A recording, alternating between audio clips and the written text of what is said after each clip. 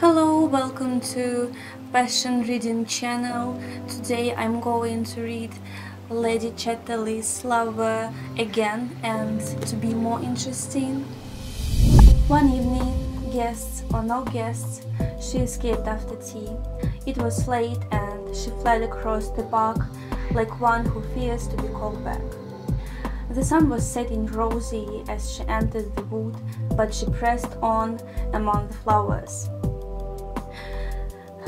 The light would last long overhead. She arrived at the clearing, flushed and semi-conscious. The keeper was there in his short sleeves, just closing up the coops for the night, so the little occupants would be safe. But still one little trio was pattering about on tiny feet, allowed trap mites under the straw shelter, refusing to be called in by the anxious mother. "I had to come and see the chickens," she said, panting, glancing shyly at the keeper, almost unaware of him. Are there any more?" 36 so far," he said. "Not bad." He took a curious pleasure in watching the young things come out. Connie crouched in front of the last coop. The 3 chicks had run in, but still their cheeky heads came poking sharply through the yellow features, then withdrawing, then only one baddy little head eyeing forth from the vast mother body.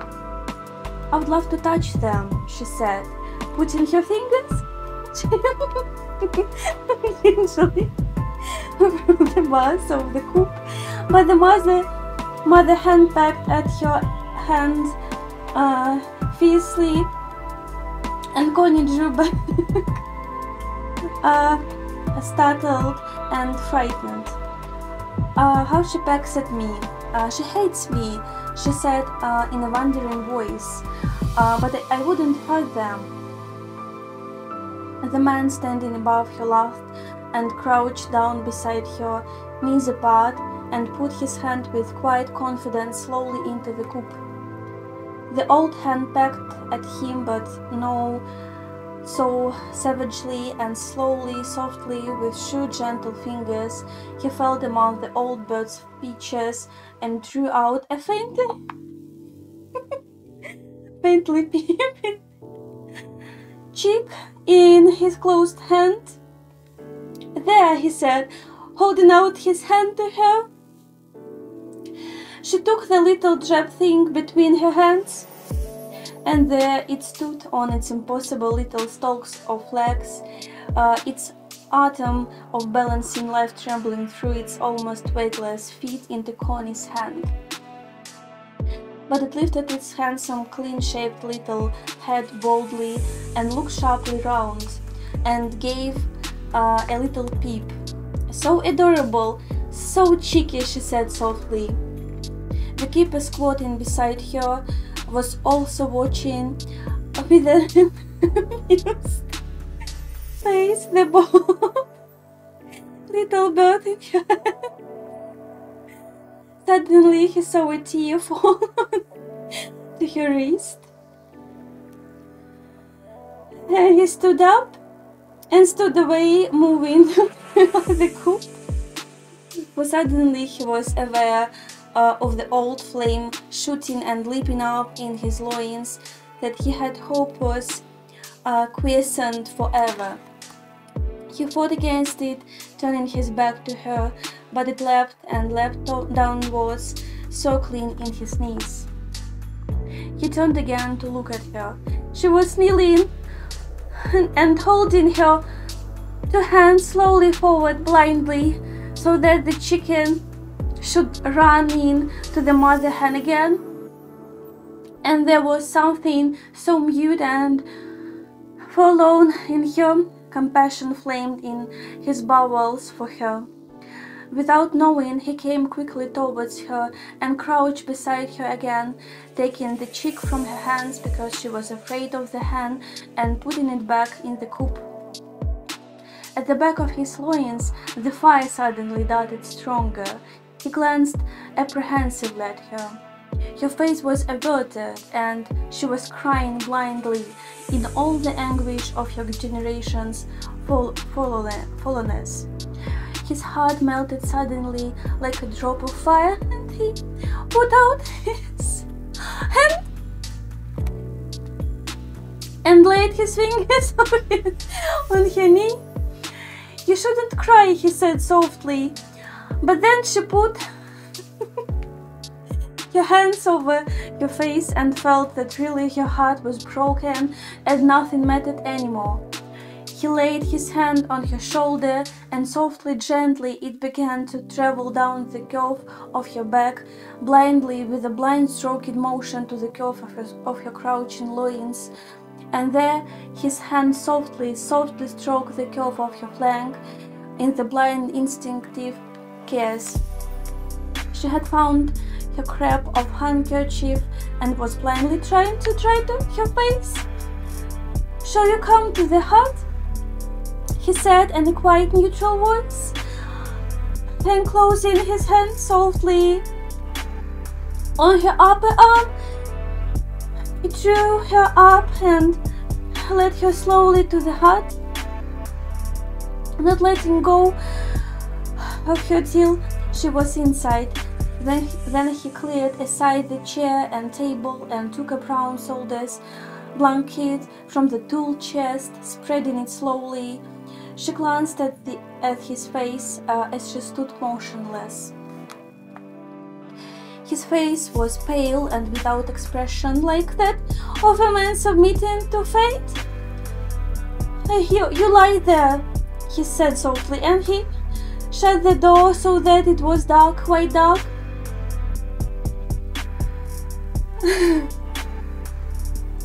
With a queer obedience, she lay down on the blanket.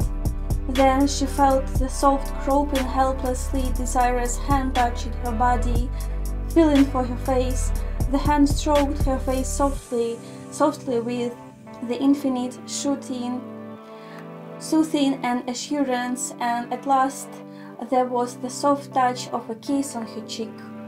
She lay quite still, in a sort of sleep, in a sort of dream. Then she breathed as she felt his hand groping softly, yet with queer, thwarted clumsiness among her clothing. Yet the hand knew how to unclothe her weight wanted. He drew down the thin silk sheath slowly, carefully, right down and over her feet. Then, with a quiver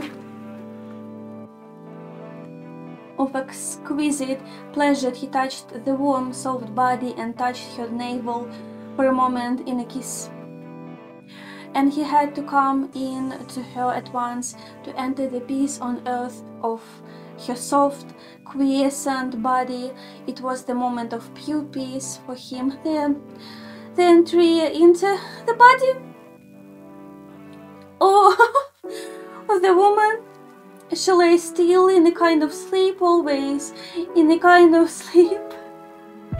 The activity, the orgasm was his, all his. She could strive for herself no more.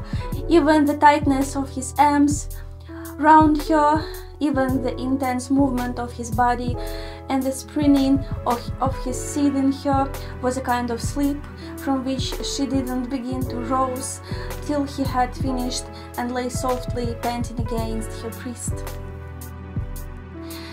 Then she wondered, just dimly wondered, why was this necessary? Why had it lifted a great cloud from her and given her peace? Was it real? Was it real? Her tormented modern woman's brain still had no rest. Was it real? And she knew if she gave herself to the man, it was real. But if she kept herself for herself, it was nothing. She was old, millions of years old, she felt, and at last she could bear the burden of herself no more. She was to be had for the taking, to be had for the taking. The man lay in a mysterious stillness. What was he feeling? What was he thinking? She didn't know. He was a strange man to her. She didn't know him. She must only wait, for she didn't dare to break his mysterious stillness. He lay there with his arms round her, his body on hers, his wet body touching hers so close, and completely unknown, yet not unpeaceful. His very stillness was peaceful. She knew that when at last he rose and drew away from her, it was like an abandonment. He drew her dress in the darkness down over her knees and stood a few moments apparently adjusting his own clothing. Then he quietly opened the door and went out. She saw a very brilliant little moon shining above the afterglow over the oaks. Quickly she got up and arranged herself. She was tidy. Then she went to the door of the hut. All the lower wood was in shadows, almost darkness, yet the sky overhead was crystal, but it shed hardly any light. He came through the lower shadow towards her. His face his face lifted like a pale blotch. Don't forget to like this video, leave your comments and subscribe to my channel. See you in my next videos. Goodbye.